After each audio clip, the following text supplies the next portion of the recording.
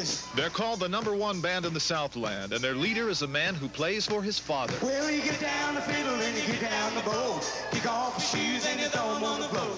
Dance in the kitchen till the morning light. Louisiana Saturday night. He learned guitar at the age of 5, had his first band when he was 12. He's now in the vanguard of a small group of artists forging a new sound in modern music, something he calls country soul. Waiting on the front porch, sitting on the lawn. Single shot rival in a one-eyed dog. Undercover kinfolk in the moonlight. Louisiana Saturday night. What I'm trying to say is that I want to entertain you folks. I want to entertain you, and I want to say what I want to say, play what I want to play, and entertain you, and have you to accept that. And that's the most important thing in my life. The Gerald Ray Band is finally getting attention. For the past year, it consistently ranked as the #1 crowd draw on the Southern California country music scene, a fair achievement for a man who grew up in Poplar Bluff, Missouri, dropped out of school at 16, and never learned to read or write music. This band is great. This band is great because we all get along. We all love each other. It's like a family. Right from the very start, I liked what was happening. I liked Gerald's music. I liked his flair for arrangement. I believe in Gerald. He's so determined. He's got to do something. He doesn't overdo it like some band leaders do. He's very fair. He's a real honest, straight-ahead person. And I appreciate that quality. The minute I walked onto the stage, I went to audition for a job, and I walked onto the stage, and we just hit it.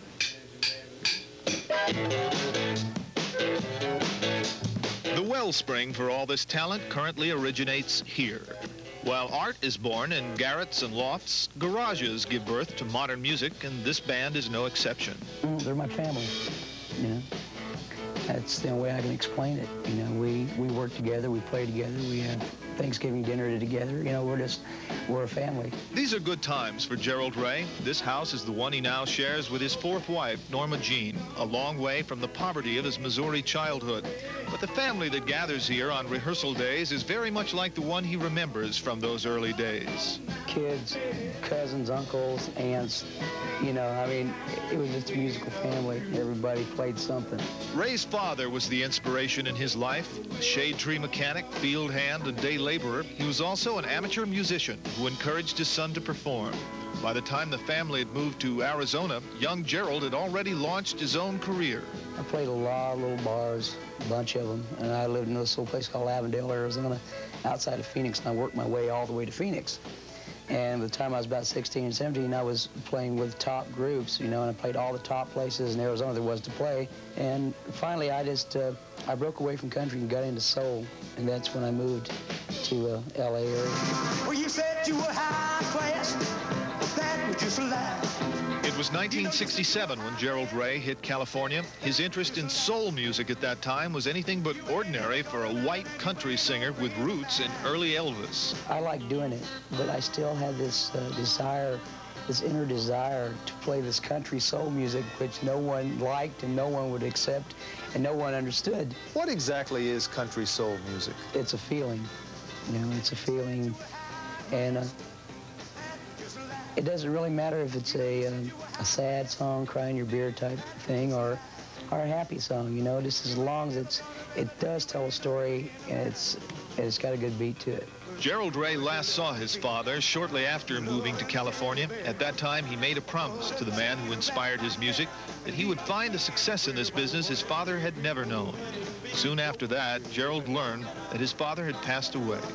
I don't think it really dawned on me what I'd really promised until I actually saw him being lowered into the ground, you know, and that sort of did it for me. From then on, I just thought, well, not only do I love this, but I've got to do this for my dad.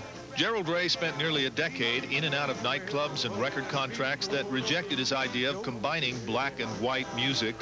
7 years ago, he dropped out of the industry mainstream altogether to form another new band that would finally play his own kind of music. This band means a chance to get some recognition. We've been friends together for years. We've worked in some pretty crummy places. And we worked some pretty nice places, too. Dave Ziegler is the only original member of this current band. Sharon Lynn joined it just a year ago. Every band I've been in and heard of, there's always at least somebody in the band that everybody can't stand. And I think I can honestly say that we all like each other. Just as important, every member of this band is united behind its leader and his music.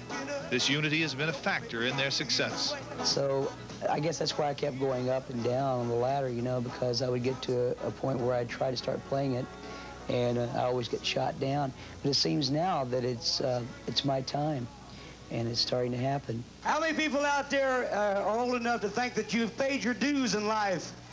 I wrote a song called I Paid My Dues, which is a real country soul ballad, and it's all about paying dues, and I have paid my dues, and it's time for me to make it now. I'm ready. I paid my dues. How much can I take? Playing in dimes, trying to stay alive till I get a break. Today, the man who has paid his dues is beginning to reap the rewards. His country soul is getting some recognition beyond Orange County now. But no matter what you call his music, for Gerald Ray, it will always be the song he sings for his father.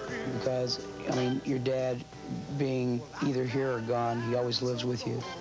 You know, he's always someplace in here. And he's definitely there. And when I make it, I'm sure that he somehow will know. Ladies and gentlemen, the Crazy Horse Steakhouse is proud to present the #1 band in the Southland, the Gerald Ray Band.